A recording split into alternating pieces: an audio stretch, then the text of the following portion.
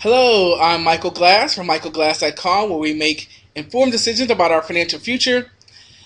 This is our Forex technical analysis video update. Before we begin our video, we always like to start off our disclosures. Any symbols that you see today should not be inferred as a trader recommendation.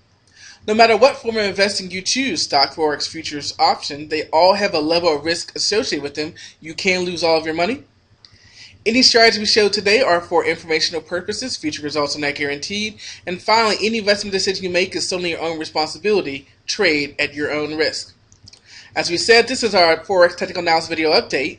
In each of our videos, we will review the prior session's price action to come up with key support and resistance price levels. We'll look at the crude and gold charts to come up with leading sentiment. We'll come up with a low volatility watch list, an inside bar watch list, and we'll have an economic calendar update to see what could affect our future and open trades. And finally, if there's time, we'll have an education spotlight at the end. Let's pull up the charts. As we start off with our dollar currency pairs, we're starting off with the dollar Canadian, and we can see, we were watching this and we broke lower.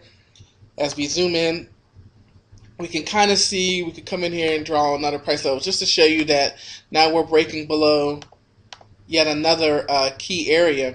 So it certainly looks like in general that we are going to go back and retest the April low. Certainly we are oversold. We are in buying zones, but right now it makes sense that we're going to go lower. Now, why is that? Well, again, we have all the issues with the debt ceiling and all the things going on with the dollar in the States. That is what's pushing us lower. Going on to the dollar franc, and we'll see a similar story. The dollar is just getting crushed, and so therefore we are continuing to move lower. Likewise, we're obviously oversold. Here we actually have an inside bar. Hopefully that means the indecision and we can move back. But you can see the key area that we were in for well over a month, and now we broke lower, so it made a new low. But hopefully this inside bar will push us back up towards the 20 moving average.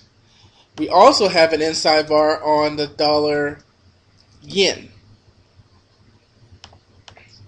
We can see it right here. So another one that was in a key range and broke lower. So you can see the effects of this whole debt ceiling talk and the weak job numbers, what that has done to the dollar. And this also in here is the Wednesday where the Fed said that they would consider new policy, monetary policy. And so that also means printing more money and weakening the dollar.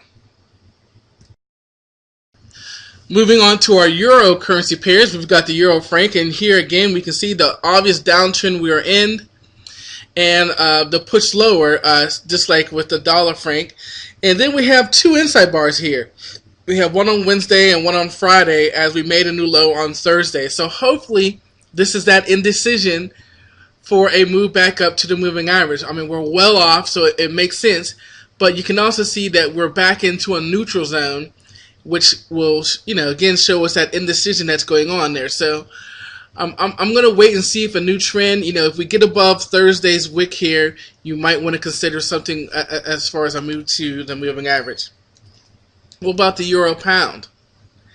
Here, the important thing here is we did make a new swing high, which is great. But once, we had this great move up into the swing high, we had this ascending wedge that we were watching.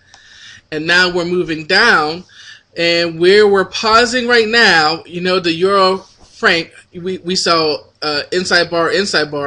Here, or at least we're seeing, that same pausing, and you can see where we're at right now. You can kind of see that this is the normal bouncing place here, or a normal support place in the past. So it should be interesting to see if we do bounce here. But once again, you can kind of see that where we are on a small time frame in the 1 hour, we're once again in a neutral zone. How about the euro yen? Another one that has taken a beating to the downside, consolidated. We had a descending wedge that we were watching, and we did get that.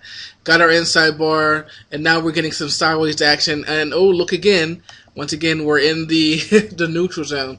So this is another one that I need to see something, possibly get above 113, and then I'll feel better about a move to the 200 moving average. But I needed to go ahead and tell me which way it wants to trend now. Remember, it's all about trading trends and not being the same and fighting upstream.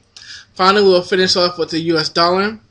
And like the dollar pound, we can see that it did find its natural support, even though we broke it a little bit. And now we're getting back into this range. So if we can get above the 20 and the 50, sure, we might go back up to 1.45. But if you look at this, we got a high, a lower high, a lower high. You can start to say that even though longer term, we're in an uptrend, obviously, but you can start to see the lower highs, and you can also see the head and shoulders pattern. So, you know, I think another break of the 200, another break of 1.402 could be a confirmation of this head and shoulders pattern. Alright, as we move to our pound currencies, we're starting off with the pound franc, and as all, the dollar franc, the euro franc, all of them in this downtrend that we can see. But just like the euro franc, we can see the inside bar, so potential for a bottoming here, for a move higher. And same thing, if we get above Thursday's wick, I will consider, really actually you can see this little support in here at 1.326. Somewhere in here I will start looking at a move back to the 20 moving average, which has been resistance. I mean, if we get back to the 20 moving average, there is definitely a short potential. What about the pound yen? And just another one that's gotten beaten down. We were watching this descending wedge. If I extend it out a little bit further, just to show you some potential resistance price levels. We do have an inside bar here also. So the theme of the day is really indecision. We've got a lot of inside bars, we've got a lot of new lows and then pausing. That's really been the theme of the day, and a lot of neutral on that 1 hour time frame. We'll finish off the pound with the pound dollar, and we can see that it's getting back into this range. It did get below the natural support that we had in the past, but it's back in this range, and it's sitting at, if we extend this here,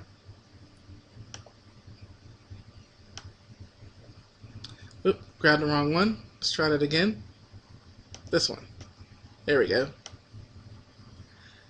And we can see we're coming into some resistance here in the long-term uptrend. So look at this, a lot of consolidate. Whichever way this one breaks, it's probably going to break pretty well because it's been consolidating for 2 days. We'll throw in the Aussie dollar, which is also in a range. Whoops, throw that back down. Sorry about that.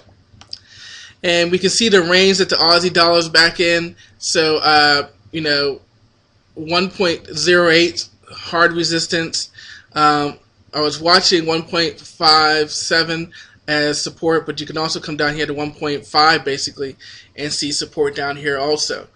Now, our truly one really nice trending pair is the New Zealand dollar. Look at this. There's a trend for you. So it's making an inside bar after making a new high. Probably going to get a pullback before the next move higher. Look at this one, also in the neutral zone. So the theme of the day, indecision, or hourly time frames being in the neutral zone. So we need to wait and let the trend confirm.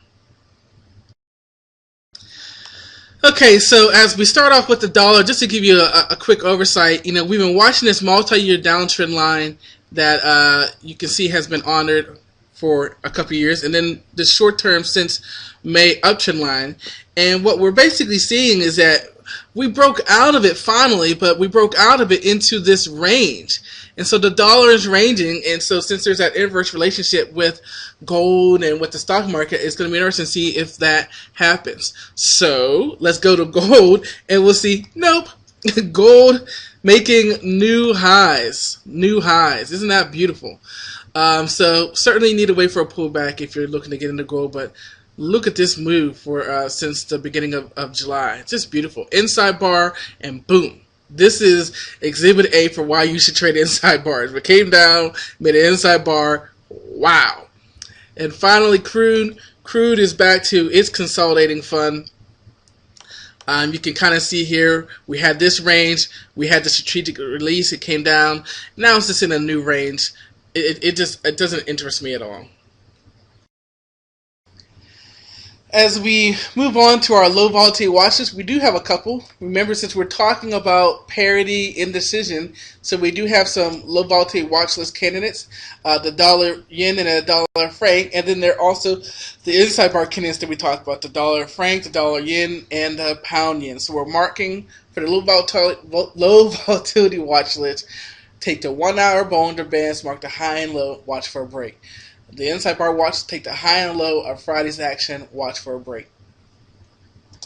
So as we end by talking about our education spotlight and how winning traders are different than losing traders, what are some qualities that make them different? And one of them is understanding the playing field. Winning traders understand when to trade. They understand losing traders. There are losing traders who have trading setups, and winning traders have the same trading setups.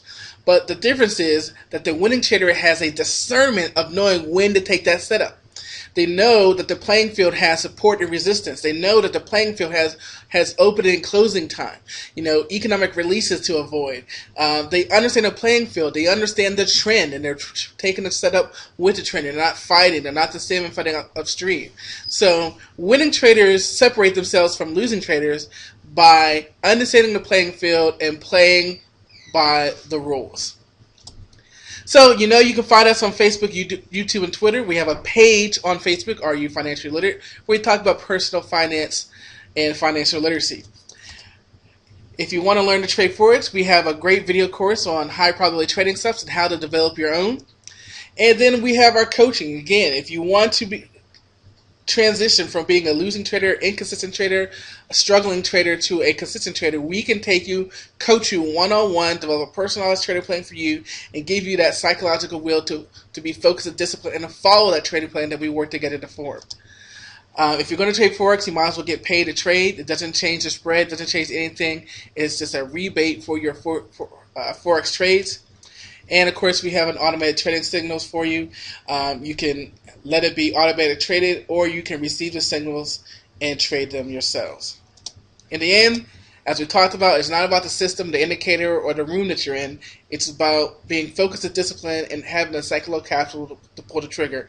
And our coaching and mentoring sessions will help you do just that. Thanks, guys, and I'll see you next time.